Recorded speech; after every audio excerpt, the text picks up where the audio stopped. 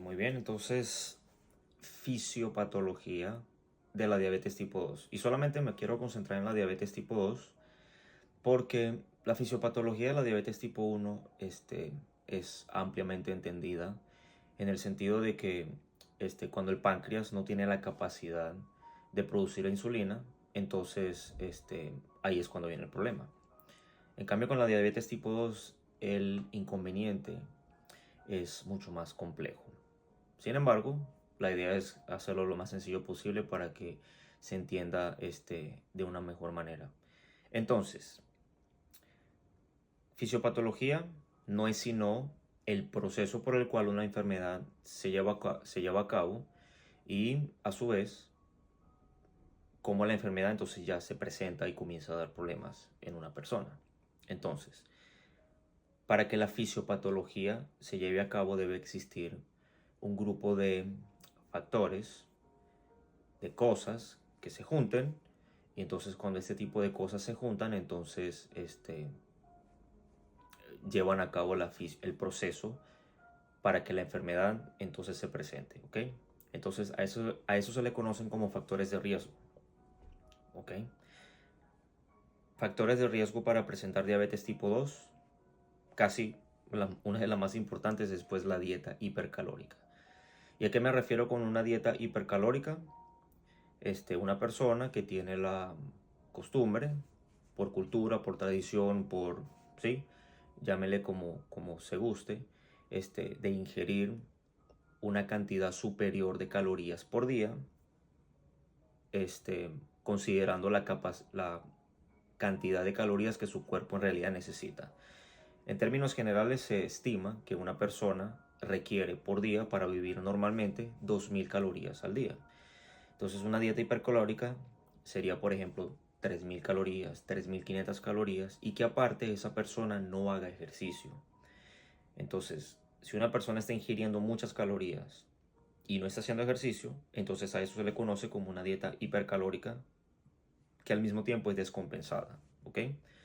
Ahora, si aparte la calidad de las calorías que se están consumiendo, es decir, la comida que se está consumiendo es de baja calidad, ¿ok? Entonces ese puede ser otro factor de riesgo.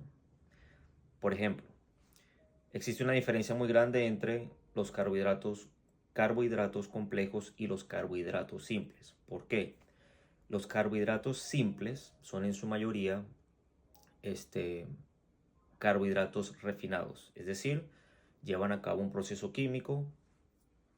Usualmente el hombre lo hace, o sea, una persona lo hace, y los procesos químicos hacen que las azúcares que tienen estos alimentos entonces se absorban de una manera muy rápida.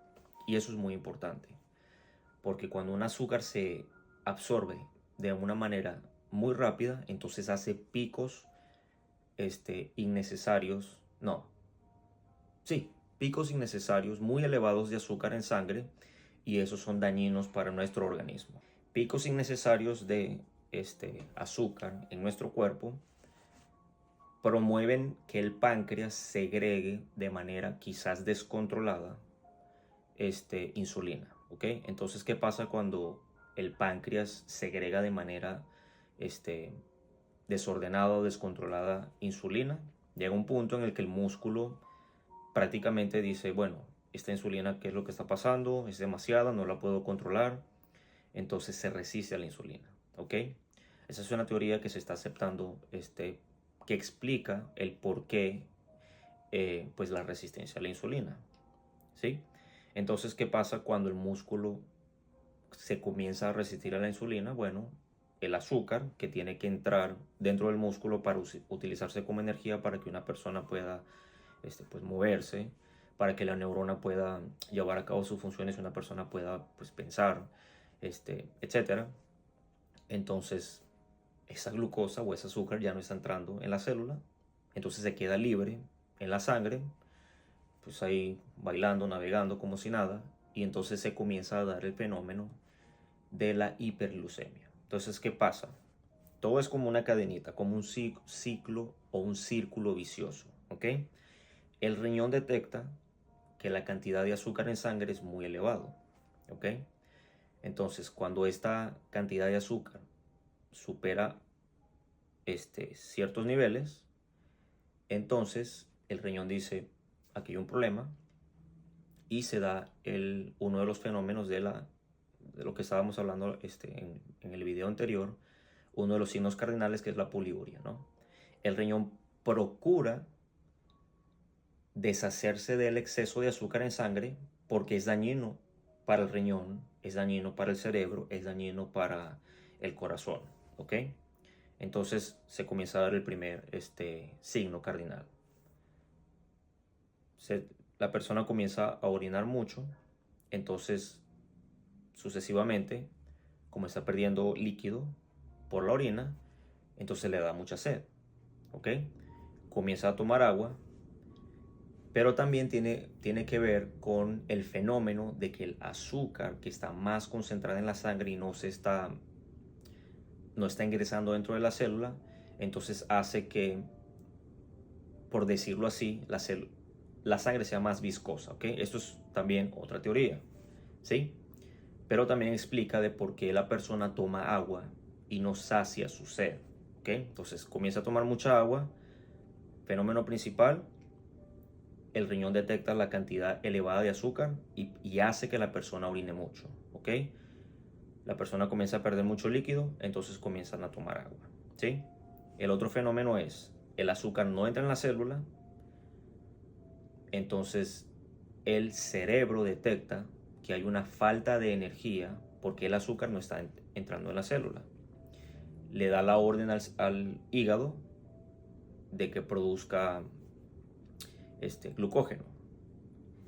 Y esa producción de glucógeno también se hace inadecuada porque no hay manera en la que la insulina permita que el glucógeno, que a su vez se transforma en glucosa, entonces entre en la célula. Entonces es un fenómeno doble por la mala calidad de la insulina que el páncreas está produciendo, ¿ok?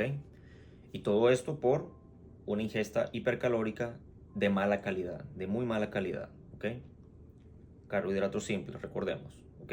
Bueno, entonces, no hay energía porque la glucosa no está entrando en la célula, entonces el cerebro da la orden de que la persona tiene que comer, ¿ok?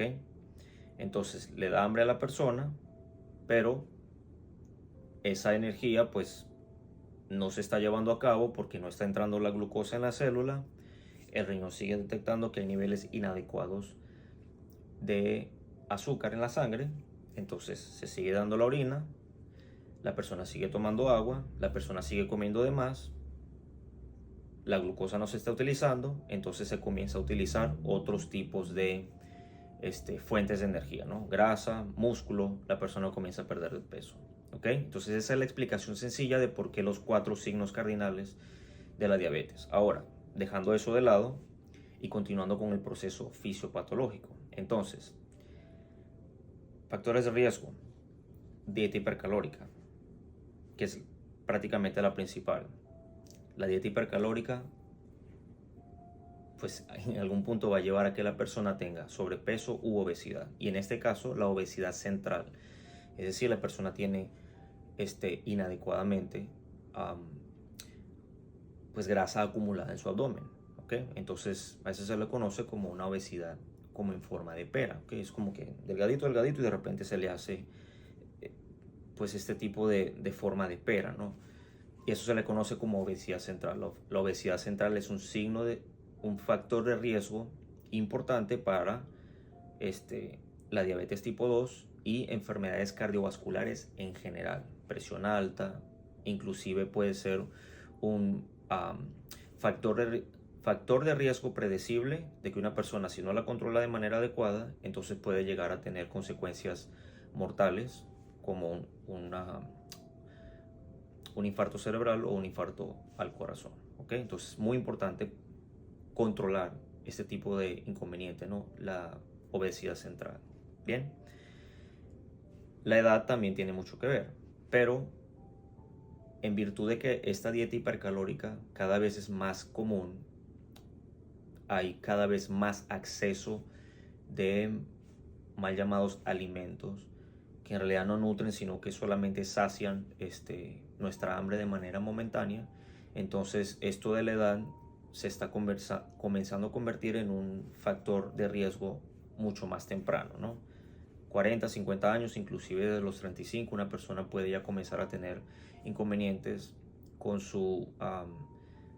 la manera en cómo se segrega su insulina y presentar diabetes tipo 2, ¿ok? Estamos con los factores de riesgo. Bien, entonces, y una de las cosas que yo quisiera comentar antes de continuar acerca de ¿cómo se llama? La dieta hipercalórica. El cerebro tiene la capacidad de decirle al cuerpo, ya no comas más, ¿ok? De hecho, hay dos mecanismos por los cuales, dos mecanismos principales por los cuales, o tres, por los cuales el cerebro recibe la orden de que una persona no siga comiendo, ¿no? Una es la expansión del estómago, eso es una fuerza mecánica. La segunda es los niveles de azúcar que se elevan en la sangre. Y la tercera es, en virtud de los niveles de azúcar que se elevan en la sangre, entonces el cerebro recibe la señal de una hormona que se llama leptina. Y la leptina es la hormona de la saciedad. Entonces, cuando el cerebro detecta que la leptina se ha segregado, entonces le ordena al cuerpo no seguir comiendo. Ahora, existe cierto ingrediente en ciertos productos procesados que se le conoce como jarabe de fructosa de alta concentración o jarabe de alta concentración en fructosa, jarabe de maíz de alta concentración en fructosa, que curiosamente actúa sobre la leptina y la inhibe. Entonces, si una persona tiene la peculiaridad de que consume alimentos altos en este ingrediente, jarabe de maíz de alta concentración en fructosa, entonces sus niveles de leptina en el cerebro van a también estar inadecuadamente percibidos y la persona pues no se va a saciar, ¿ok? Es como dicen los dominicanos, a una persona lo que le va a dar es seguidilla, ¿sí? Y suena curioso, ¿verdad? Pero la seguidilla es eso, que comienzas a comer algo y está tan rico que si quieres seguir comiendo y seguir comiendo y seguir comiendo, es prácticamente lo mismo. Entonces llega un punto en el que pues no te sacias, pero vuelvo a lo mismo, ¿no? O sea, como no es solamente la aparición de la leptina, sino el mecanismo por el cual el estómago se hincha, se inflama, se engrandece, entonces ese proceso mecánico hace que el cerebro diga, ya no más. Como que no detecto la leptina porque está toda inhibida, pero entonces tenemos el asunto el problema, el asunto mecánico del estómago, ¿ok? Ahora, entonces se da el fenómeno de la leptina, se da el fenómeno de la sobreingesta calórica y entonces todo esto contribuye a la obesidad, contribuye a la resistencia a la insulina y contribuye a la desafortunada aparición de la diabetes tipo 2. Entonces, bien, o existe una inadecuada producción de insulina o existe una mala este, producción de insulina porque las células del páncreas entonces ya se han dañado, ¿ok? Entonces cuando esto sucede, en virtud de que la insulina pues ya no está llevando a cabo su función, entonces se hace el diagnóstico de la diabetes, que recordemos consistía en glucosa en ayunas de 126 miligramos, una hemoglobina glucosilada por encima de 6,5, una glucosa aleatoria de 200 miligramos o una tolerancia a la glucosa, una prueba de tolerancia a la glucosa positiva, que 2 horas después de que se tome la persona el vasito con azúcar, con glucosa, entonces se le determina que su azúcar en sangre o la glucosa en sangre esté por encima de 200 miligramos, ¿ok? Entonces, la combinación de estos factores, inactividad física, obesidad, dieta hipercalórica, la aparición de la resistencia a la insulina, ¿ok? hay instituciones de salud que pueden hacer las pruebas de si la insulina está inapropiadamente elevada. Entonces eso puede llevar a cabo el diagnóstico de resistencia a la insulina. Y también si existen ciertos cambios dentro del cuerpo, por ejemplo, signos en la piel. Uno de esos signos se le conocen como acantosis nigricans. Y la acantosis nigricans es un signo temprano de síndrome metabólico y que también puede coadyuvar al diagnóstico de diabetes tipo 2. ¿Okay? La acantosis nigricans es una acumulación oscura, inapropiadamente oscura en zonas oscuras de la piel, pero principalmente detrás del cuello. ¿Ok? Esa es una. Si existen ciertos cambios en el fondo del ojo, eso lo tendría que hacer su médico familiar o un oftalmólogo. Cuando el médico determine que existen ciertos cambios en el fondo del ojo, entonces también se puede coadyuvar para hacer el diagnóstico de diabetes tipo 2. ¿Ok? Si existen cambios en la percepción de la temperatura o en la percepción del tacto, ausencias en los reflejos del talón, son cambios sutiles, pero este tipo de cambios pueden hacer que una persona ayude en el diagnóstico de la diabetes tipo 2 y entonces se comience ahora sí la estrategia para tratar este problema. ¿Ok? Entonces bien, estos son los puntos principales que hacen que una persona pueda llevar a cabo, desarrollar la diabetes tipo 2 y a partir del cual, repito, cuando ya se establece el diagnóstico, entonces la persona debe acudir al médico para evitar las complicaciones que llevan a cabo tener una diabetes descontrolada, que ese va a ser nuestro siguiente tema. Entonces, para que estén atentos, la próxima clase, la próxima semana, vamos a hablar precisamente de cuáles son las complicaciones de una diabetes tipo 2 descontrolada y vamos a tocar un poquito el caso en el que se tenga el diagnóstico de diabetes tipo 2, cuáles son las metas que se deben llevar a cabo para tener un control adecuado de la diabetes tipo 2. ¿Ok?